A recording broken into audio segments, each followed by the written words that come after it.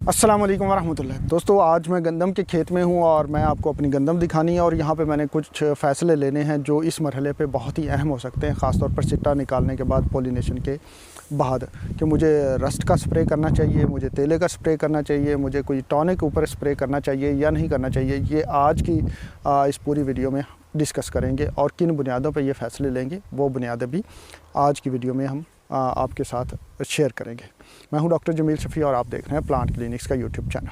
तो दोस्तों, मेरे पीछे आपको गंदम के खेत नज़र आ रहे हैं और इस तरफ भी मैं अगर आपको दिखाऊं तो गंदम के खेत नज़र आ रहे हैं। ये वाली अगर वैरायटी जो है वो दिलकश है और ये वाली वैरायटी जो है वो अकबर है। आगे जो गंदम है वो और थोड़ी सी डेट की काश्त है वो भी आपके साथ शेयर करूंगा और वहाँ पे एक मुख्तलिफ डिसीजन लेंगे। और ये जो लेट काश्ता है 26 नवंबर की काश्ता, वहाँ पे कौन सा डिसीजन लेना है और ये दिलकश पे कौन सा डिसीजन लेना है, ये सारी चीज़ें आपके साथ डिस्कस की जाएंगी। तो दोस्तों, ये जो गंदम आपको नज़र आ रही है ये 26 नवंबर की काश्ता है और अकबर है। इसके ऊपर मुझे रस्ट कहीं कहीं नज़र आ रही है और अगर मैं आपको दिखा सकूं तो मैं चांदे के पत्ते जो है वो आपके साथ शेयर करूंगा और साथ में आपको रस्ट कौन सी है और किस टेम्परेचर पे आती है ये भी चीज़ें आपके साथ शेयर की जाएंगी। जहाँ तक इस दिलकश का सवाल है तो यहाँ पे कोई रस्ट का अटैक नहीं है, तो लिहाजा यहाँ पे कोई भी स्प्रे नहीं किया जाएगा।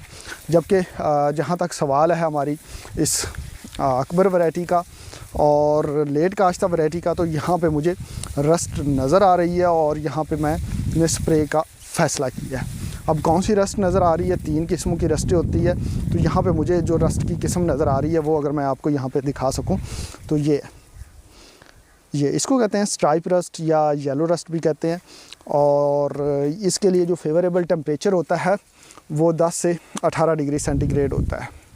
तो अगर 15 से पहले समझा जाता था कि 15 से ऊपर हो जाए तो फिर इसका अटैक नहीं होता या कम हो जाता है, लेकिन आजकल ऐसे स्ट्रेन्स भी आ चुके हैं, ऐसी किस्में भी रस्ट की हैं जो कि थोड़े से हाई टेम्परेचर को भी बर्दाश्त कर लेती हैं। तो यहाँ पे मैंने जो फ़ैसला लिया है कि यहाँ पे हम पूरे खेत पे रस्ट का स्प्रे करेंगे और चूँकि आज मैंने जो टेम्परेचर देखा है वो अगले 1 हफ़्ते तक 14 से 18 डिग्री सेंटीग्रेड के दरमियान रहने वाला है, जो कि इसके लिए फेवरेबल है। और चूँकि ये लेट काश्ता है तो मैं नहीं चाहता कि ये हमारी फसल को डैमेज करे, तो यहाँ पे ये हमने फ़ैसला लिया है। अब हम आपको दिखाते हैं जो अकबर की वैरायटी आगे ज़ीरो टिलेज पे काश्त की गई है और वहाँ पे ज़ीरो टिलेज पे जो काश्त की गई थी वो 1 और 2 नवंबर को काश्त की गई थी। तो वहाँ पे भी आपको एक फ़ैसला लेना है और किस बुनियाद पे लेना है ये भी हम डिसाइड करते हैं। जहाँ तक यहाँ पे तेले का सवाल है तो तेले का यहाँ पे अटैक नहीं है,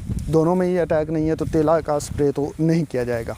और दूसरा जो टॉनिक का फ़ैसला है तो टॉनिक दोनों पे ही स्प्रे किया जाएगा, वो एक्स्ट्रा एक एडवांटेज लेने के लिए इसमें मिक्स कर दिया जाएगा। तो टॉनिक में हम जो चीज़ें डिसाइड कर रहे हैं कि हम SOP का 1 से 1.5 किलो और 1 से 1.5 किलो जो है वो यूरिया 100 लीटर पानी में 1 एकड़ पे स्प्रे करेंगे और साथ में ये जो फंजीसाइड्स हैं वो मिक्स कर दी जाएंगी। अब फंजीसाइड्स कौन सी मैं करने लगा हूँ, मैं जो स्प्रे करने लगा हूँ फंजीसाइड वो मेरे पास धान की बची हुई फंजीसाइड्स पड़ी हुई हैं, कुछ बच गई थी, तो उनमें जो एक्टिव इंग्रेडिएंट्स हैं या असल जहरें हैं उनकी हम बात करें तो उसमें टिबोकोनाजोल है एक में और साथ में ट्राई एजॉक्सिस्ट्रोबिन है और दूसरी में एजॉक्सिस्ट्रोबिन और डाइफिनकोनाजोल है। तो ये मैं स्प्रे करूँगा। तो यहाँ पे एक और इंटरेस्टिंग चीज़, एक बड़ी चीज़ आपको दिखाता चलूँ। ये आपको कुछ ब्लैक से नज़र आ रहे हैं, इनको कहते हैं गंदम की खुली कुंग्यारी या लूस मट। अब ये जो बीमारी है इसके लिए स्प्रे रिकमेंड नहीं किया जाता, ये सीड ट्रीटमेंट से ही कंट्रोल होती है।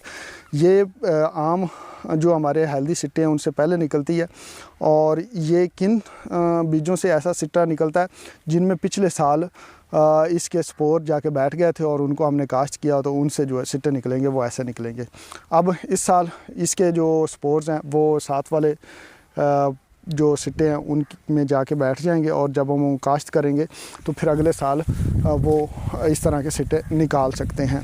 अगर हम सीड ट्रीटमेंट कर लेते हैं तो इस तरह के सिट्टों से बचा जा सकता है, क्योंकि ये फंगस जो है इसके स्पोर्स वहाँ जाके बीज में ही बैठे रहते हैं और पूरा 1 साल इंतज़ार करने के बाद एक अच्छा सेहतमंद पौधा बनता है और पौधे के ऊपर जो सिट्टा निकलता है उस वक्त ये सिट्टे के में जो दाने हैं उसके ऊपर अटैक करती है और फिर ब्लैक सिट्टे हमें देखने को मिल जाते हैं। आगे जो हम खेत में आ गए हैं, ये हमारा जो खेत है ये ज़ीरो टिलेज पे काश्ता है, और ज़ीरो टिलेज पे काश्ता किस डेट को है, ये नवंबर की 1 और 2 को काश्ता है। यहाँ पे मैंने जो स्कॉटिंग की है और उसके बाद मुझे कुछ चीज़ें नज़र आई हैं कि किनारों पे मुझे कुछ इस तरह के लीव्स नज़र आए हैं जिनको हम रस्ट से अटैक नज़र आ रहा है। यहाँ पे भी वही स्ट्राइप रस्ट का अटैक है, लेकिन कुछ पत्तों पे है। और अगर मैं इसके अंदर जाके देखूं थोड़ा सा, तो अंदर कुछ पत्ते मुझे मज़ीद मिल जाते हैं। मज़ीद अंदर चला जाऊं तो भी मुझे कुछ पत्ते यहाँ पे स्ट्राइप रस्ट के नज़र आ रहे हैं, जिसको येलो रस्ट कहते हैं। लेकिन अगर मज़ीद मैं अंदर जाऊँ तो 5 फुट के बाद मुझे इसका अटैक नज़र आना बंद हो जाता है। तो ये किनारों पे मुझे नज़र आ रही है। तो जहाँ पे ये जो अर्ली काश्ता जो है, जिसको मतलब अगेती काश्ता गंदम है, वहाँ पे मैं सिर्फ इसके इर्द गिर्द किनारों पे ही स्प्रे करूँगा, बाकी सारी गंदम पे स्प्रे नहीं करूँगा। और ये था मेरा एक फ़ैसला जो कि मैंने आप लोगों के साथ शेयर किया। अब आपका कोई फ़ैसला हो, आपको कोई बेहतर नतीजा हासिल हुआ, कोई चीज़ आप शेयर करना चाह रहे हो जिससे हमें सीखने को कुछ मिल सके, क्योंकि दोस्तों ज़राअत में हम एक दूसरे से सीख कर बेहतर से बेहतरीन पैदावार की तरफ जाते हैं। तो अपने जो कमेंट्स में अपनी तजर्बात ज़रूर आपने शेयर करने हैं। दोस्तों दुआ में याद रखिएगा, मिलते हैं अगली वीडियो में, तब तक अल्लाह हाफ़िज़।